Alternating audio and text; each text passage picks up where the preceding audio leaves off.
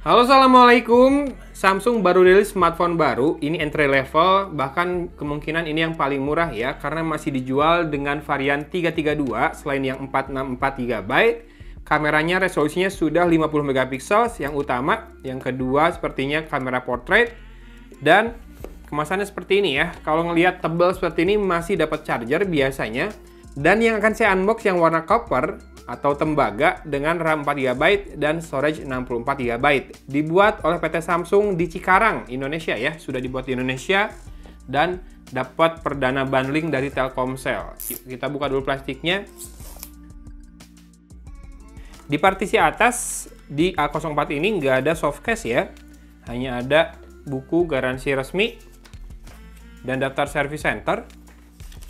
Quick start guide-nya di sini ya. Bahasa Inggris, lanjut bahasa Indonesia. Jadi satu leaflet saja sekarang. Kemudian ada stiker IMEI, ada dua IMEI-nya artinya dual SIM. Kemudian layarnya menggunakan Infinity V Display dengan dual kamera, tadi saya sebutin 50 megapiksel dan baterainya belum tahu nih, kemungkinan 5000 mAh. Dan ya, dia sudah pakai USB Type-C sekarang dengan masih ada jack audio 3,5 mm. Tapi bentar, kita lihat isi di dalam paket penjualnya dulu ya. Dan ini kabel chargingnya Type A ke Type C, Type E to Type C, tipe A ke tipe C, sorry.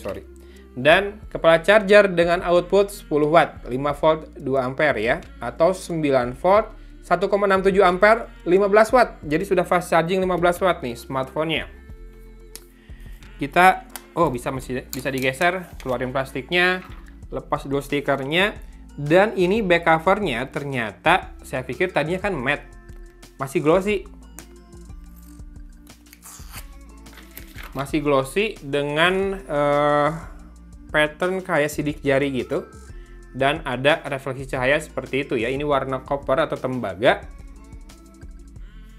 Ada logo Samsung di situ, IMEI-nya di sini tercetak, dua kamera.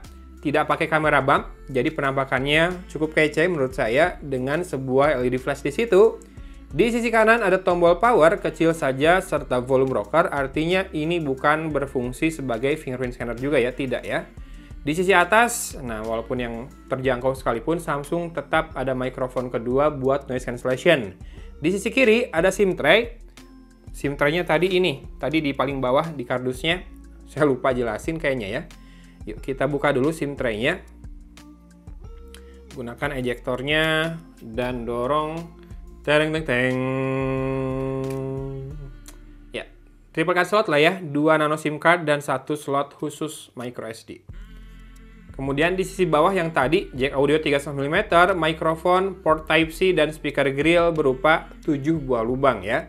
Ini unibody masih, jadi dari frame ke bodinya itu sebetulnya satu bahan menyambung. Walaupun punya aksen atau arsiran yang berbeda. Membulat ya framenya ya. Kemudian layarnya akan kita lihat. Sambil saya coba munculkan spek lengkapnya di sini ya. Infinity V Display yang jelas, saya belum tahu resolusinya dan juga panelnya. Nanti kita kembali setelah saya setup dulu smartphone ini ya. A few moments later. Ya sudah masuk home screen, wallpapernya fresh ya. Kayaknya baru lihat wallpaper Samsung kayak gini di seri A. Dan saya coba cek speknya barusan.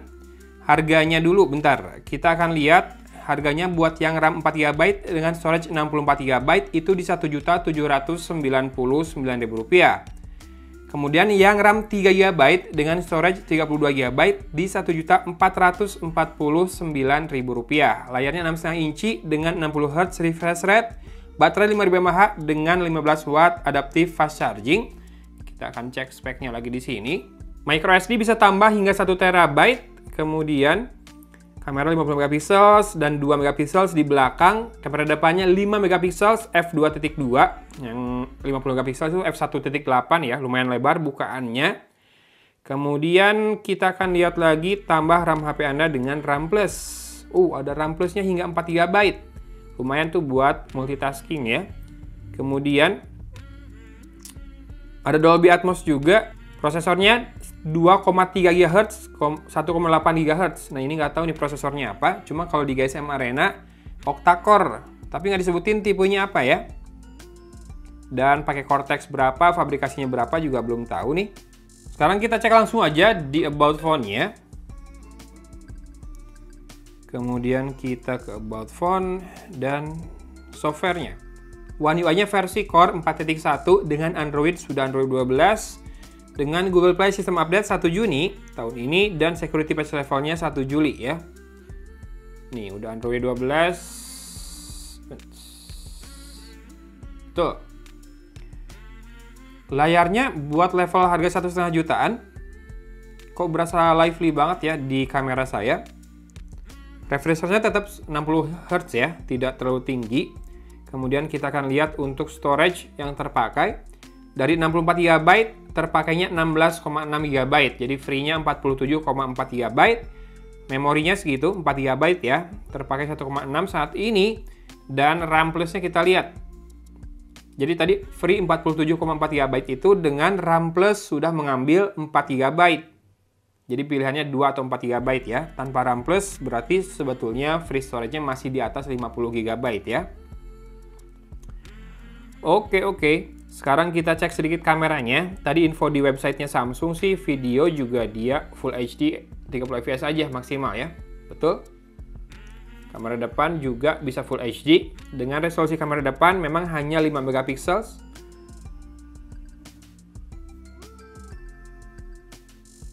Ada mode portrait juga.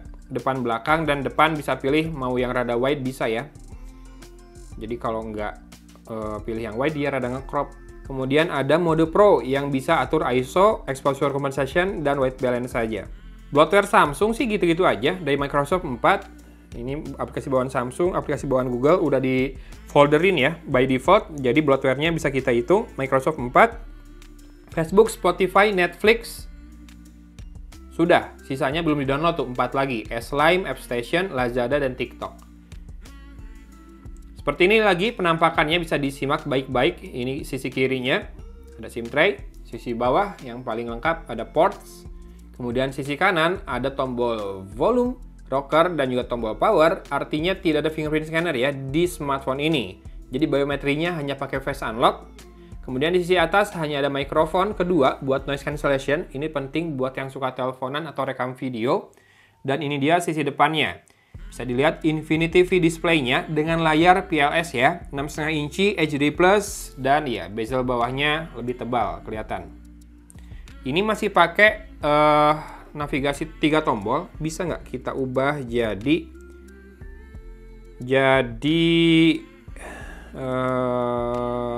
gesture navigation? Bisa swipe gesture. Oke, bisa. Dan bisa geser dengan ini ya. Oke lah, mantap, kepake sama saya kalau udah bisa kayak gitu gesture navigation dan bisa geser-geser ke aplikasi dengan swipe dari sini. Soalnya udah kebiasaan banget kayak gitu ya. Itu kebiasaan yang pengen saya terapin juga ke smartphone-nya istri saya dan tablet anak saya, tapi mereka masih kekeh pakai 3 tombol itu. Ya udahlah, kebiasaan orang beda-beda, tidak ada yang lebih salah, tidak ada yang lebih benar. Semua masalah kebiasaan aja. Yang penting kamu kalau misalkan tertarik dengan smartphone ini, kabarnya ada flash sale-nya, tapi tanggal 18 sampai 21 Oktober. Ini saya unbox tanggal 21 loh. Nggak tahu masih sempat nggak ya? Edit dan publish pas flash sale-nya masih berjalan. Tapi yang jelas, harganya menarik banget. Buat yang 332 hanya Rp1.449.000.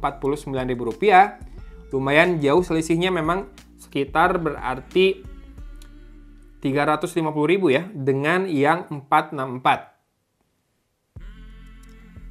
Mungkin buat yang cari smartphone kedua, atau smartphone buat anaknya yang jarang multitasking, atau smartphone buat senior, atau smartphone buat sekolah, atau smartphone buat khusus telepon dan WhatsApp saja. Nanti harus dicek juga ya performanya karena belum ketahuan nih prosesornya apa. Saya akan cari infonya dulu.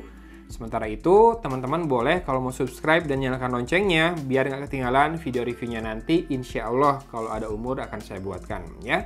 Gitu aja videonya hari ini. Thanks for watching. Dari Kota Cimahi, Agon pamit undur diri. Wassalamualaikum warahmatullahi wabarakatuh.